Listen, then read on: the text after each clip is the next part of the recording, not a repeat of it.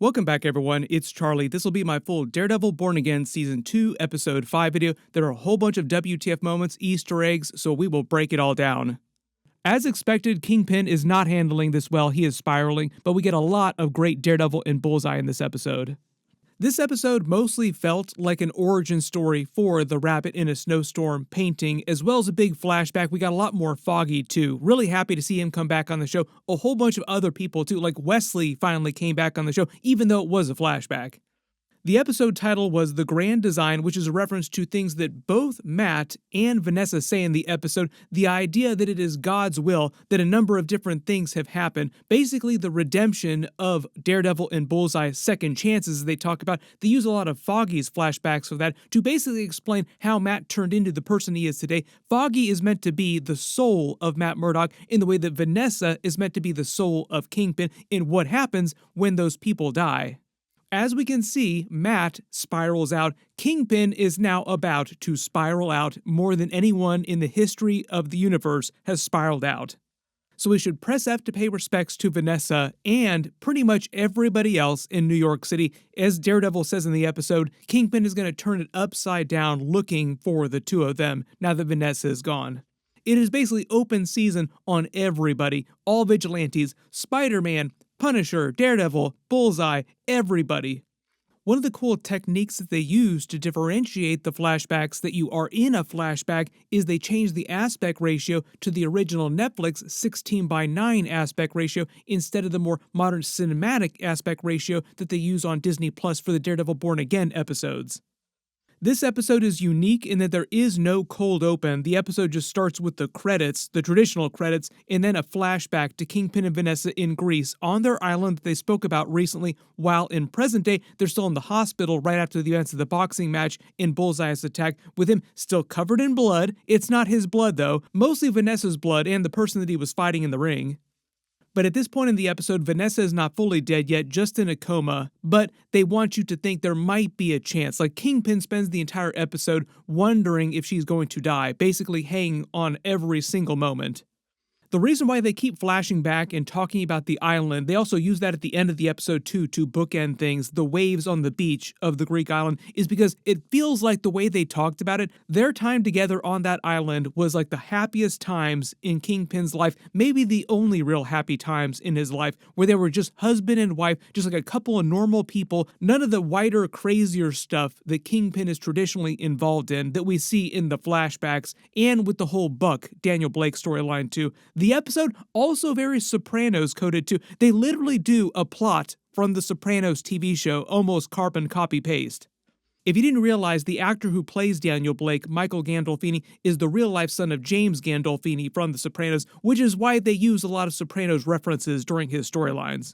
While they're busy trying to save Vanessa's life, the rest of Kingpin's forces are rolling out looking for Daredevil and Bullseye with the task force. He orders them to try and keep them alive and implies he wants to keep them alive more than anything because he plans to visit the most painful, drawn-out torture known to man.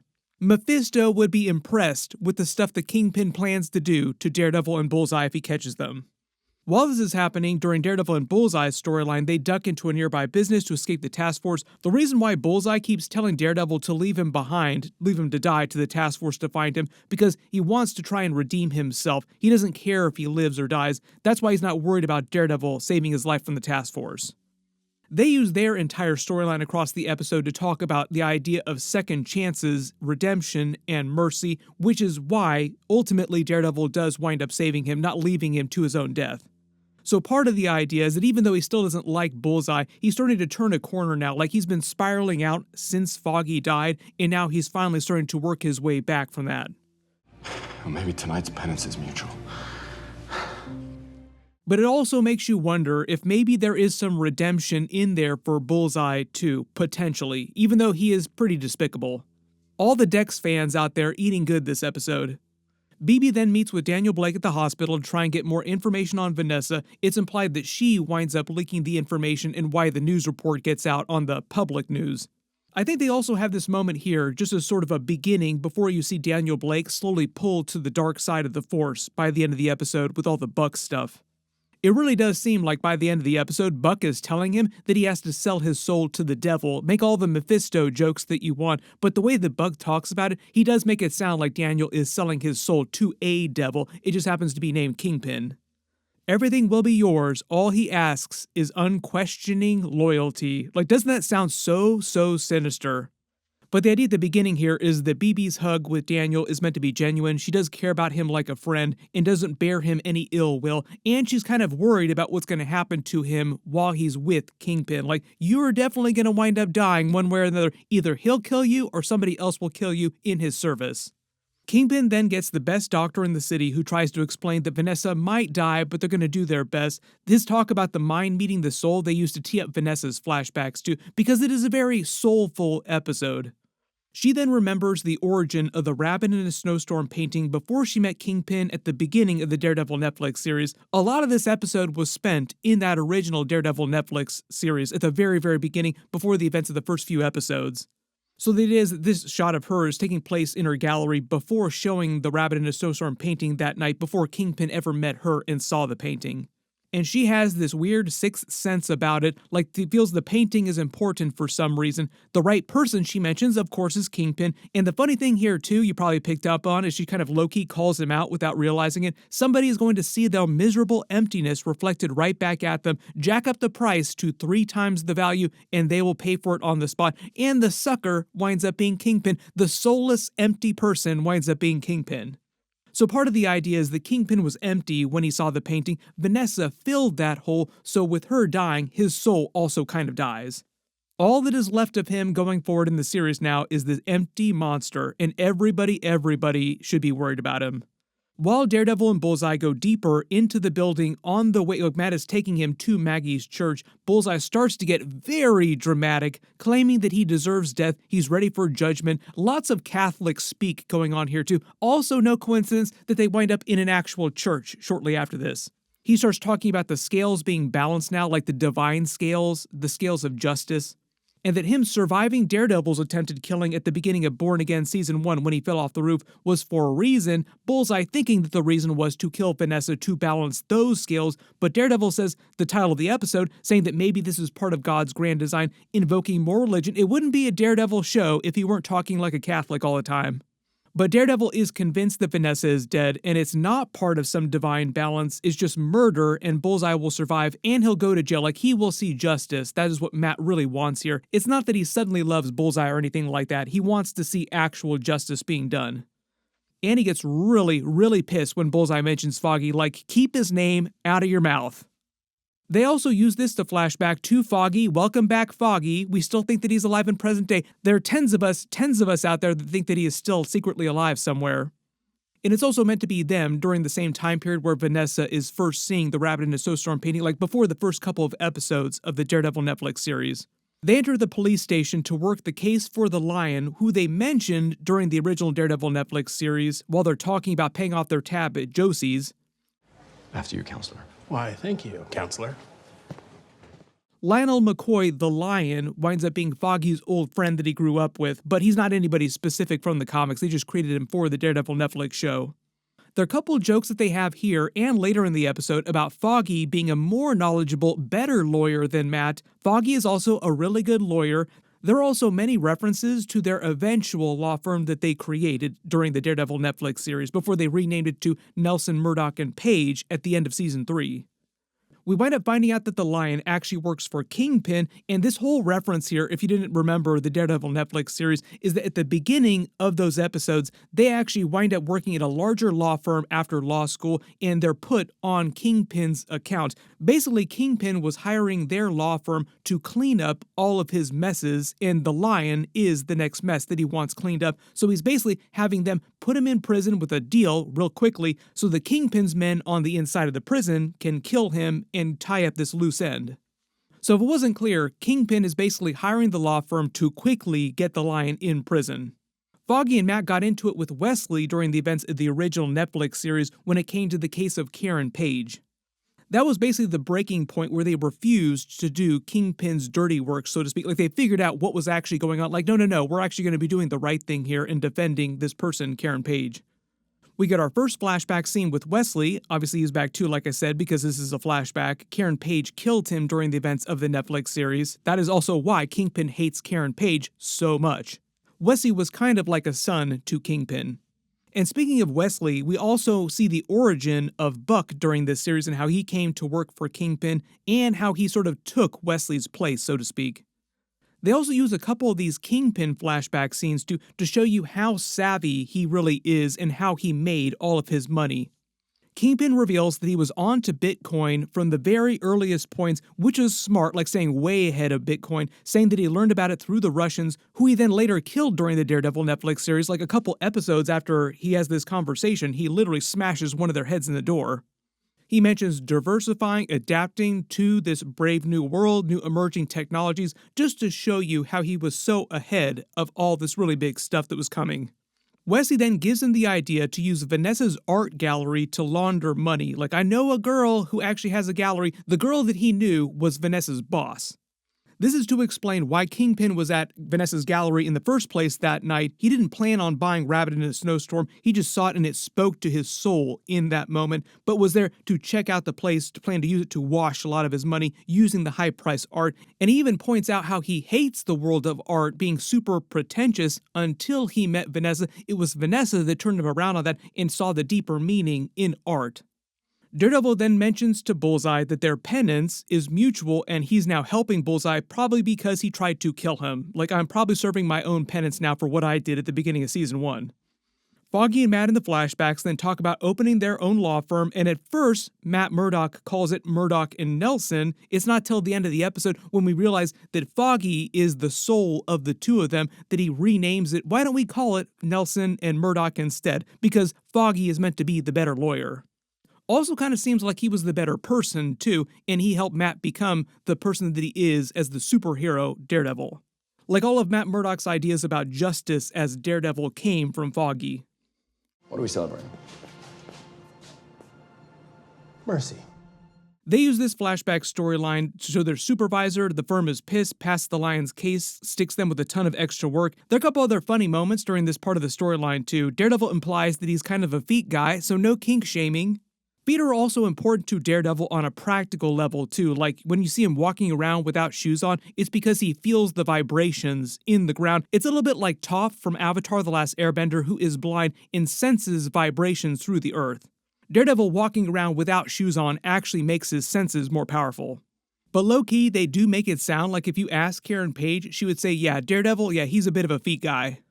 Foggy then examines the Lion's court documents and learns that they're all falsified and they have a way to get him out of jail for free, like a get out of jail free card, and they argue over what the right thing to do is, with Foggy actually being the one to argue that they should help the Lion out. It was actually Matt who said that they should pass on it. So this is more evidence that Foggy basically was the one that helped Matt develop his own sense of goodness, of actual justice. So it's part of the notion that Foggy is fundamental to the Daredevil character. Like, Daredevil wouldn't exist without Foggy, technically. Had Foggy not been in his life originally, Matt might have turned into someone more like Bullseye. Then even though we actually saw the inside of their room here in this old law firm they used to work at during the original Daredevil Netflix series, this entire scene was something that they filmed brand new during season 2, and they just made them look a little bit younger. And if you zoom and enhance on their desk here, the bobblehead is actually of Dario Scardapane, who was the executive producer on the Punisher series that Kevin Feige hired to take over Daredevil Born Again. So this was meant to be a fun Easter egg for the new showrunner, who's technically one of the old showrunners from like the original Netflix days.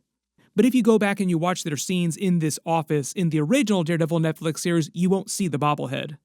Foggy then mentions redemption and second chances is meant to be a reference to Bullseye and Daredevil in present day, both getting a second chance to make things right, setting up the rest of the season for Daredevil, pretty much all the characters in general. But back in the flashbacks, the person that Wesley then talks to on the phone is Buck. They also show how Buck met Kingpin before the events of season 1 of the Netflix series, so he has been with Kingpin for a long time by present day. We then get our Sopranos story arc with Buck and Daniel Blake, who helps him get rid of a reporter, then slowly starts to tell him about why he wasn't around at Fogwell's gym last night to protect Vanessa and Kingpin, because he was busy with something else. That slowly over the course of the rest of their storyline, Daniel learns what he was busy doing. Kingpin learns from the surgeon that he was able to help Vanessa temporarily, but Kingpin falsely views this hope meaning that she's going to be 100% fine, which she is not, RIP, but he does get the grace of having that one last goodbye speech, like a chance to say goodbye to her. We get a couple more flashbacks of the gallery from that opening night during the Netflix series before she met him, more of them walking on the beach in Greece. This is sort of Vanessa's brain just going over all the different memories. There are a couple references to like what's actually happening inside her head during this too, after the traumatic brain injury. And it is meant to be a reference to a lot of traumatic brain injury patients in real life. A really good example of this phenomenon is that Vanessa hated pineapple juice before, but after the traumatic brain injury, she suddenly loves it. Like her personality changes a lot, and that happens to people who suffer traumatic brain injuries in real life. They can go through very, very big personality changes, like their taste, the way they sense things change, a lot changes about their life. Buck then starts to explain more of his backstory to Daniel Blake. He confirms he's former military, he mentions Helmand, Afghanistan, and tells the story of how his regiment killed a bunch of young boys, and it was a pivotal moment in his life, basically doing this terrible act because he was ordered to, and it drove him to the dark side, like it was his fundamental origin story moment. After that, it was Kingpin who hired him to be his fixer, which we see Wesley hiring him to start with this. We're looking to you for creativity. He then mentions a bunch of big problems that they've had since Daniel Blake joined the organization, Muse from last season. Then the Star League was the downed weapon ship that they now have a problem with the leak. So the idea here is that Daniel Blake suddenly starts to feel like he's driving himself to his own death, which was a big Sopranos arc where one of the characters drove herself to her own death. But the big twist here is that Daniel Blake is actually pulling him into the organization, the inner circle, driving him to the dark side. And it is also Daniel Blake's defining origin story moment, and there's two different ways this can go. Like, he can either help him get rid of the body eventually, or he can be one of the bodies in the hole that he winds up digging. Buck is also one of those people that if he had killed Daniel Blake, he would have made him dig his own grave too. I think the real question with Daniel Blake's storyline is, will he rebel against Kingpin, or will he truly go to the dark side? Because if he continues down this path, he will definitely either be killed by Kingpin himself or someone associated with him like Buck. Like Buck would be the person to probably do him in.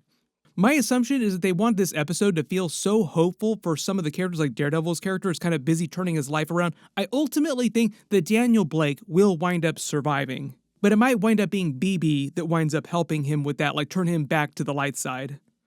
We go back to Daredevil and Bullseye, who hauls him into Maggie's church. They talk about how Kingpin will retaliate against the whole city to find them when Vanessa dies, which she did, and he will.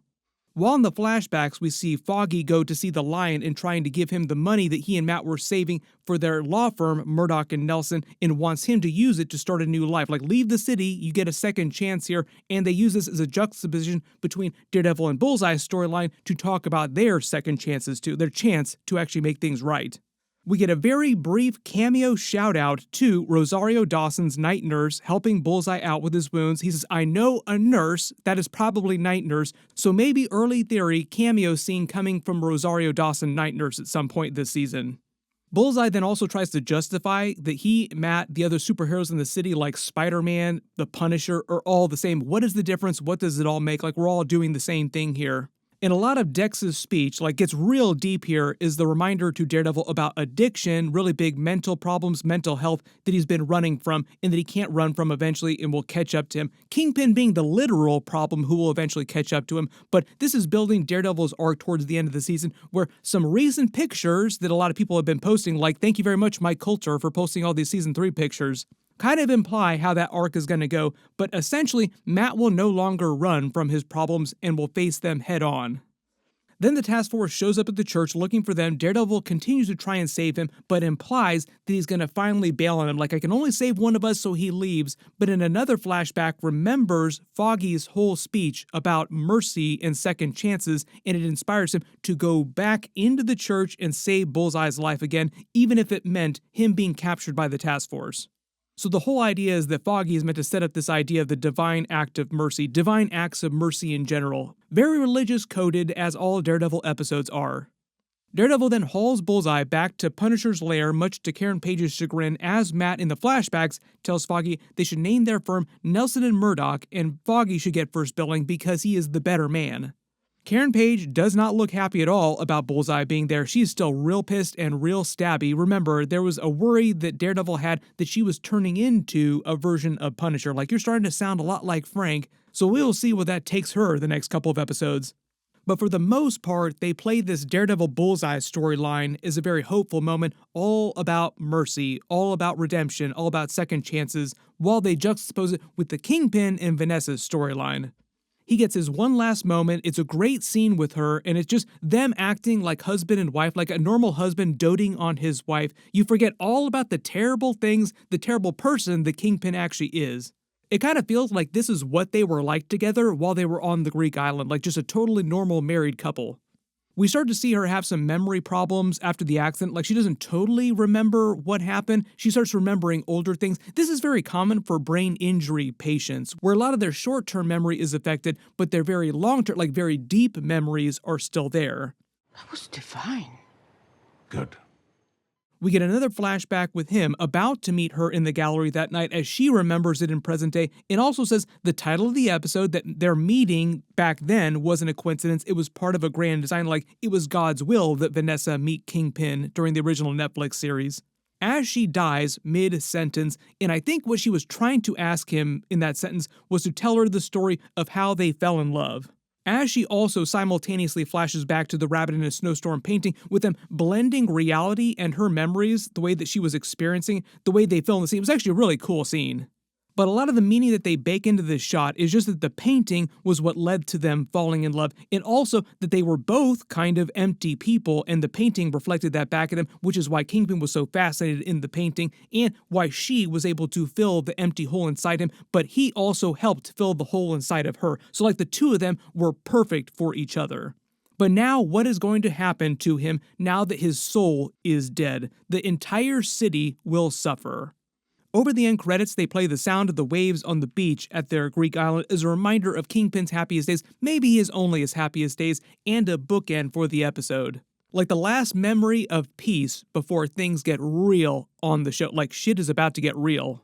Everybody post all your reactions in the comments below and your favorite moments, and if you spot any Easter eggs or references in the episode that I didn't talk about in the video, just write them below in the comments. My full episode 6 video will post next week after they release it, so be sure to enable alerts for my channel so you don't miss it. My Boys episode 3 video will post right after that, and then my Invincible episode 6 video will post after that too, so I'll try to get those videos out as quickly as possible. Everybody click here for all of those videos. I'll update the link as soon as I post those, and click here for all my other Daredevil Born Again episodes. Thank you so much for watching, and I'll see you guys in the next one.